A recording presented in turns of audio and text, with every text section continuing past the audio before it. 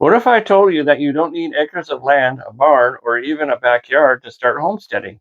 What if I told you that you could grow food, save money, and become more self sufficient right where you live, even in the middle of a city? Urban homesteading isn't about escaping society, it's about taking back control. And today I'm going to show you exactly how to start an urban homestead step by step, even if you're starting with almost nothing. Hey everyone, welcome back to the channel. If you're new here, my name is Glenn, and on this channel we talk about self-sufficiency, simple living, and building skills that actually matter.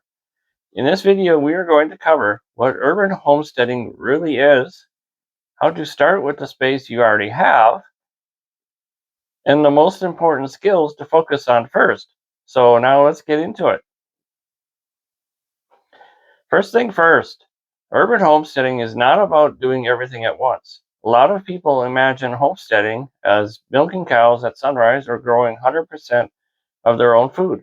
That's not realistic for most people, especially in a city. Urban homesteading is about progress, not perfection.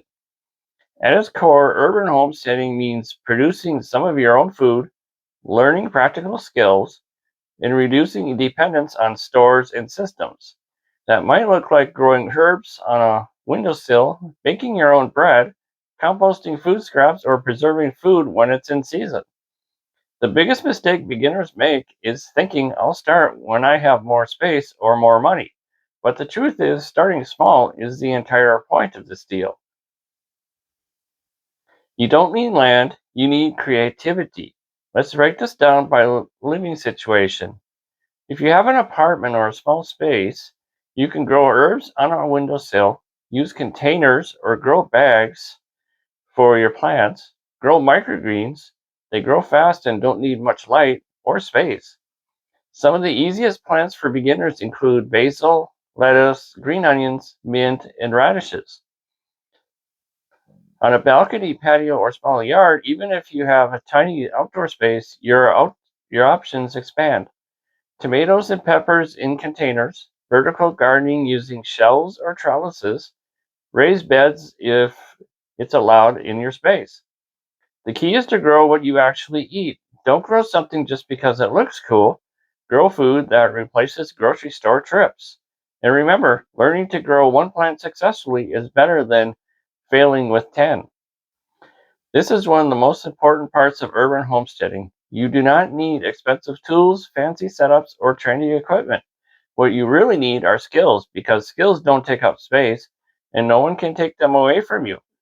Here are some impact skills to start with: cooking from scratch, bread baking, food preservation, such as freezing, pickling, or dehydrating your foods, composting, and basic plant care. For example, learning how to cook dry beans instead of buying canned ones saves money every week. Learning to preserve food means less waste and more independence. Start learning one skill at a time and practice it consistently. Urban homesteading should make your life simpler, not harder. If your setup is too complicated, you won't stick with it. That's why systems matter. Ask yourself, how much time do I realistically have? How much maintenance can I handle? It helps to simplify things so things are easier rather than making things harder. Maybe that means watering plants every other day instead of daily, growing fewer plants but caring for them well, or batch cooking once a week. A successful urban homestead fits into your routine instead of fighting it. Urban homesteading isn't about doing everything, it's about doing something. Start small, use what you have, learn as you grow. If you want to begin today, here's your simple challenge. Pick one thing, one plant, one skill, one habit, and start this week. If you found this video helpful, hit the like button. It really helps my channel. Subscribe if you want videos on self-sufficiency and simple living, and let me know in the comments what's the first thing you want to start on your urban homestead. Thanks for watching, and I'll see you in the next video.